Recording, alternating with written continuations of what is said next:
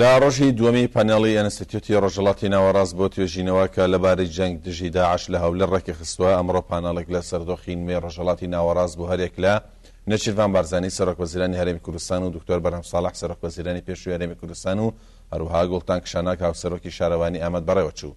لەو پانێڵەدا نەچیروان بارزانی ڕایگەیاند کە هەرێمی کوردستان ڕۆڵی چالاکی بینیوە لە ئارامکردنەوەی بارودۆخی عێراق و فاکتەرێکی سەقامگیریشە بۆ سەرجەم وڵاتانی دراوسێ. لە سەرەتای ئەو پانێڵە کە سیاسەتمەدارانی کورد و ئەندامانی پەرلەمان و میدیاکارانی عێراقی و جیهانی ئامادەی بوون نێچیروان بارزانی بابەتی خۆی باس کرد و مێژووی ڕووداوەکانی ڕۆژهەڵاتی ناوەڕاست و لە ناویشیانە عێراق و هەرێمی کوردستانی باس کرد کە چەسپاندنی دیموکراسی لە کوردستانی عێراق کاتێک دەستی پێکرد لە ساڵی 1992 کە پەرلەمانی کوردستانی تێدا هەڵبژێردا. چەند ساڵێک تێپەڕی ڕۆژهەڵاتی ناوەڕاست گۆڕانکاری گەورەی بەخۆیەوە دیت. شەپۆلی چوارەمی دیموکراسی نەگەیشتە ناوچەی ئێمە. زۆر کەس باسی نەگونجاوی دیموکراسی و سیستەمی سیاسی و فەرهەنگی ڕۆژهەڵاتی ناوەڕاستی دەکرد. زۆر کەس ناومێد بوون بەرامبەر ناوچەکە. ڕەشبین بوون.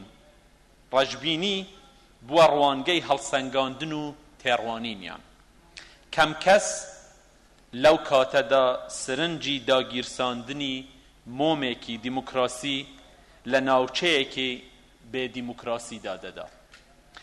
ئەو مۆمە لەو کاتەدا ناوی کوردستانی عێراق بوو.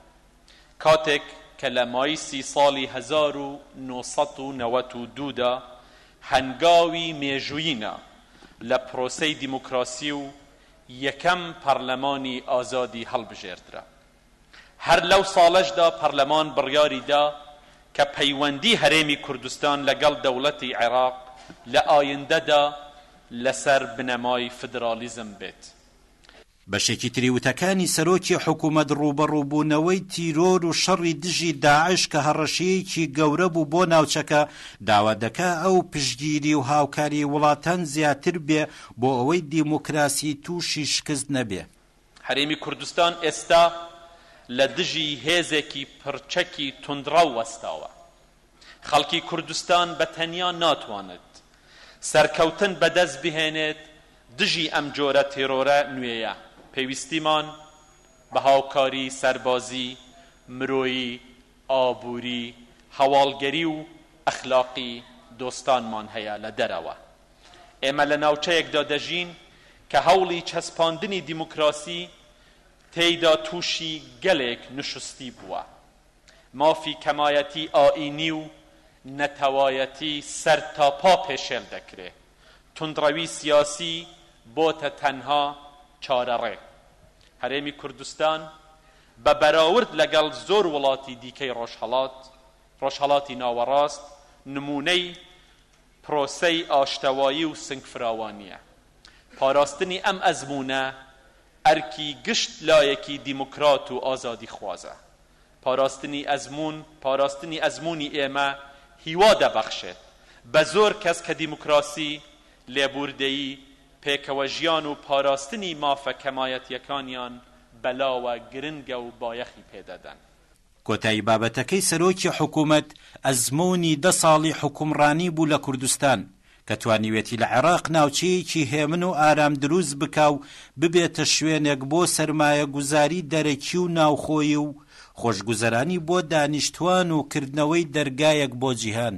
هەرێمی کوردستان ئەمڕۆ بۆتە فاکتەرێکی سەقامگیری و لە مێژووی کوردخایەنی ئەزموونی دیموکراسی خۆیدا توانیویەتی ئەو ڕاستیە بسەلمێنێ کە هەرێمی کوردستان لە ناوچەکە فاکتەری سەقامگیریە بۆ هەموو ئەو وڵاتانەی کە لە دەوروبەرماندا دەژین. کردنەوەی کوردستان بەڕووی جیهانی دەرەوەدا هاندانی سەرمایەگوزاری خۆماڵی و دەرەکی ئابووری هەرێمی کوردستانی گۆڕی.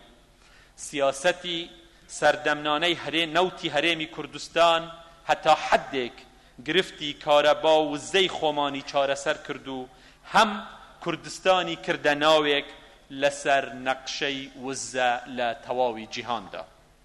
ئەم هەنگاوانە پێکەوە هیوایان بە گەلی کوردستان و وڵاتانی دراوسێمان بەخشی کە ئاشتی و پێکەوە ژیان لە ڕۆژهەڵاتی ناوەڕاستدا مەحاڵ نییە.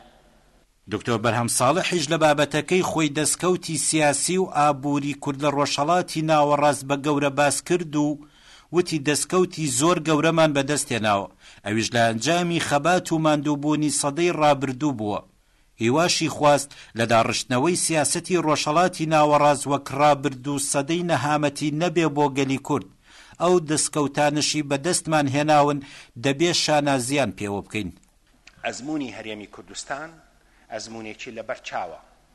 زۆرمان بە تایبەتی کوردی خۆمان بە چاوی گلەی و ڕەخنەی گونجاو و ڕەواشەوە دەڕوانی نەکەم و کورتیەکانمان گلەیەکانمان کەم نین، بەڵام بەراوردی ئەمڕۆی کوردستان بە ڕابردوو بەراوردی ئەمڕۆی کوردستانی باشوور کوردستانی عێراق بە دەوروبەر دەبینین دەستکەوتی گەورە، هەنگاوی گەورە بۆ پێشکەوتن بۆ ئاوەدانی بۆ ژیانی سیاسیکی تەندروست و نمونەیەکی پێکەوە ژیان هاتوۆتەکایەوە.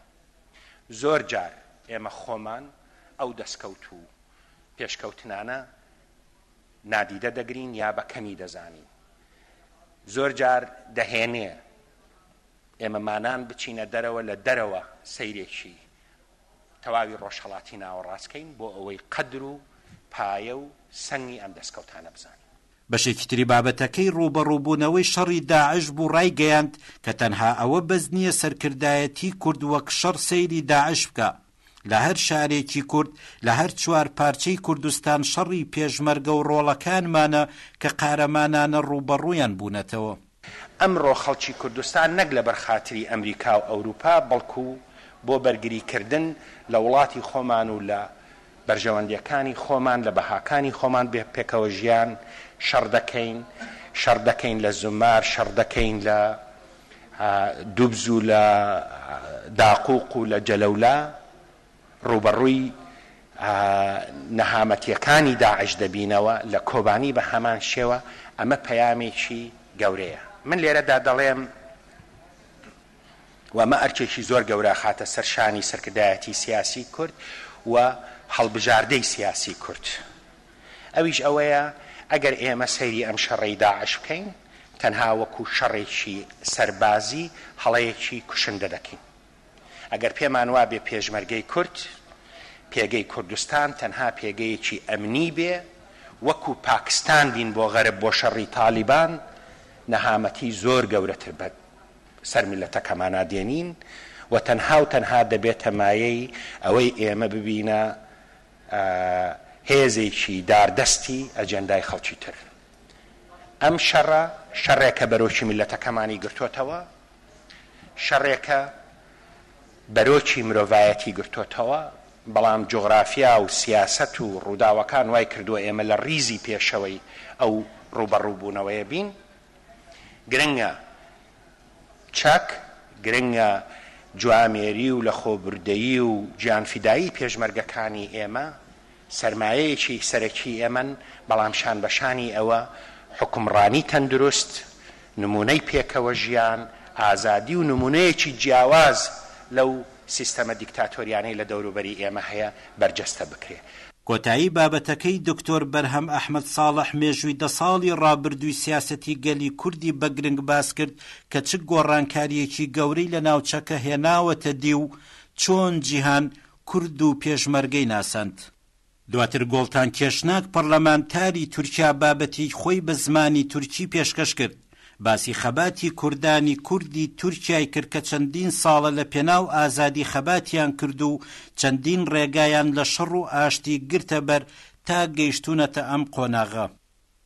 کورد لە باکووری کوردستان ساڵانێکی درێژ بوو کە ماف و ناسنامەی پێشل دەکرا. کورد بۆ پاراستنی ماف و ناسنامەکەی خەباتێکی زۆری کرد، ڕوبەرووی کۆمەڵکۆژی زۆری بووەوە. بە تایبەتی لەو 30 ساڵەی دواییدا لەگەڵ بەردەوامکردنی شەڕی چەکداری بۆ دۆزینەوەی چارەسەرێکی سیاسیانە بۆ پرسی کورد چەندین جار ئاگربەستی یەکلایەنە ڕاگەیاندرا. بەڵام ئەو ئاگربەستانە هیچ کات نەبوون ئەمڕازێک بۆ دۆزینەوەی چارەسەرێکی هەمیشەیی. بووە دوجار لە ساڵی 2006 دا تاقە ڕێگایەکی باشمان دۆزیەوە بۆ چارەسەری ئەو پرسە. اویش ڕێگای دیالۆگ و دانستان بوو هەرچەند ئەو دانوستانانە جار جار ڕوبەرووی شکستە بوونەوە بەڵام بە شێوەیەکی ڕاستەوخۆ و ناڕاستەوخۆ و درێژان هەبووە. ئێستاش سەرەڕای ئەو هەموو کەموکۆری و گرفتەکان بۆ چارەسەرکردنی پرسی کورد هەوڵەکان بەردەوامن. لە کۆتایی ئەو پانێڵە لەلایەن ئامادەبووانەوە چەندین پرسیاریان ئاراستەی هەر سێ سەرکردەی کورد لەبارەی ئامانجەکانی حکوومەتی هەرێم بۆ داهاتوو هەوڵەکانی بوونی دەوڵەتی سربەخۆ لە دەرەوە و پرۆسەی ئاشتی لە تورکیا و چەندین پرسیاری تر لەو پانێڵە بۆ چەند کاتژمێرێک درێژ کردەوە. مەریوان عەلی، کوردستان TV، هەولێر.